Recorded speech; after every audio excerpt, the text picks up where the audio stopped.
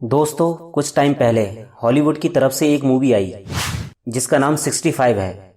आज हम बात करेंगे इसी मूवी के बारे में। साथ ही जानेंगे मूवी का नाम 65 क्यों रखा गया और इस मूवी में दिखाई गई कहानी किस हद तक सही है और इस्लाम के मुताबिक ये दुनिया और इंसान कैसे वजूद में आए और क्या इंसान इस दुनिया के अलावा किसी और प्लेनेट पर भी मौजूद थे। और जब एक आम मुसलमान इस तरह की मूवीज़ को देखता है तो ये सोचने पर मजबूर हो जाता है कि ये जो सब कुछ मूवी के ज़रिए हमें दिखाया जा रहा है, क्या ये बिल्कुल सच है। तो आइए 65 मूवी में दिखाई गई कहानी से कुछ इसी तरह के सवालों के जवाब जानने की कोशिश करते हैं।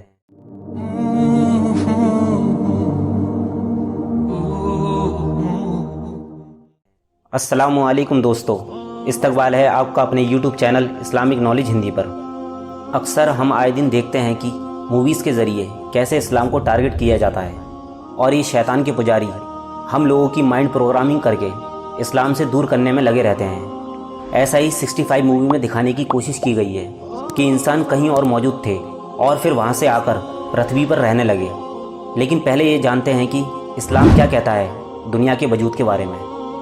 दोस्तों, अल्लाह ताला ने सबसे पहले कलम को पैदा किया जो कि नूर से बनी है। फिर कलम ने लोहे महफूज पर जो कुछ भी दुनिया में क़यामत तक पैदा होने वाला है वो सब कुछ लिख दिया। उसके बाद अल्लाह ताला ने सबसे पहले इतवार के दिन ज़मीन और आसमान को बनाया। सोमवार के दिन सातों ज़मीन की सतह बनाई। मंगल के दिन पहाड़ों, दरिया और चश्मों यानी झरनों को पैदा किया। बुध के दिन तमाम दरख्त और जंगली जानवर बनाए गए। जुमेरात के दिन सातों आसमानों को पैदा किया। जुमे के दिन सितारे, चाँद और सूरज बनाए गए और इसी दिन आसमान पर फरिश्ते मुकर्रर किए गए। और जुमे के दिन ही दुनिया के सबसे पहले इंसान हज़रत आदम अलैहिस्सलाम को असर व मगरिब के दरमियान पैदा किया। इसी तरह 6 दिनों में अल्लाह ताला ने पूरी दुनिया को पैदा फरमाया और इस बात को अल्लाह ने कुरान करीम के अंदर तकरीबन 7 मकामात पर इसका जिक्र किया है। दोस्तों, साइंस के मुताबिक 65 मिलियन साल पहले एक बहुत बड़ा उल्कापिंड हमारी पृथ्वी की तरफ तकरीबन 22,000 मील प्रति घंटे की रफ्तार से आ रहा था। जैसे ही ये पृथ्वी के करीब आया तो इसकी रफ्तार 22,000 से 70,000 किलोमीटर प्रति घंटा हो गई और इसी रफ्तार से ये हमारी पृथ्वी से आ टकराया, जिसके कारण ऐसा विनाश हुआ कि डायनासोर का वजूद इस दुनिया से ख़त्म हो गया।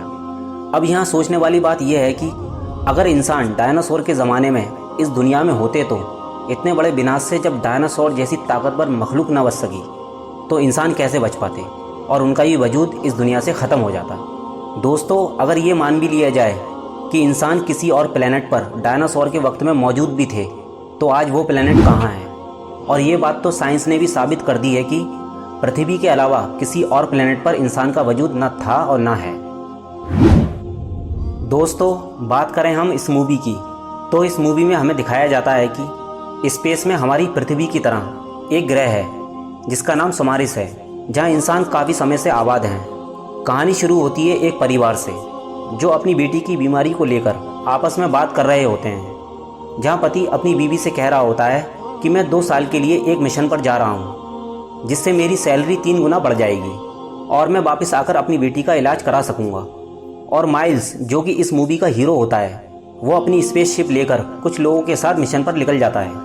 आगे हम देखते हैं कि स्पेसशिप कुछ कॉमेट से टकरा जाती है जिससे स्पेसशिप डैमेज होकर पृथ्वी पर गिर जाती है और स्क्रीन पर मूवी का नाम लिखा आता है, जिससे हमें ये पता चलता है कि इस मूवी में दिखाई गई कहानी 65 मिलियन साल पहले की है, जिस वक्त दुनिया में डायनासोर रहा करते थे। इसी वजह से इस मूवी का नाम 65 रखा गया है।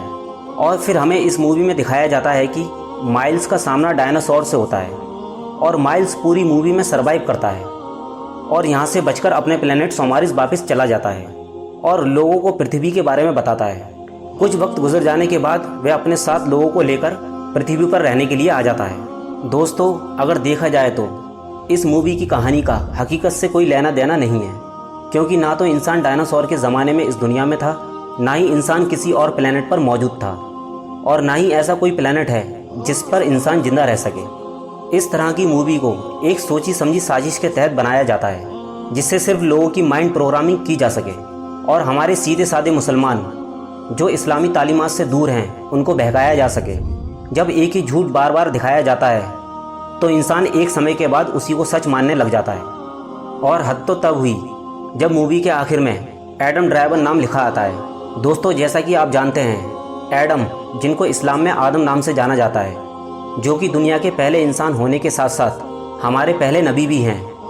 और इस मूवी के अंत में इस नाम को इसलिए दिखाया गया है ताकि लोग ये मानने लग जाएं कि वाकई इंसान किसी और प्लेनेट से इस पृथ्वी पर रहने आया है। तो आपने जाना इस मूवी के बारे में, जो एक इस्लामोफोबिया मूवी है।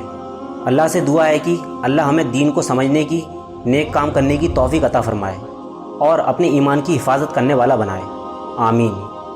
उम्मीद करते हैं कि आपको ये वीडियो पसंद आई होगी। अगर आपको हमारी इस वीडियो से कुछ नया जानने को मिला हो तो हमारी इस वीडियो को ज़्यादा से ज़्यादा लोगों तक शेयर करें और अपनी कीमती राय का इजहार कमेंट बॉक्स में करें। मिलते हैं आपसे एक और नई इंटरेस्टिंग वीडियो में। तब तक के लिए खुदा हाफिज़।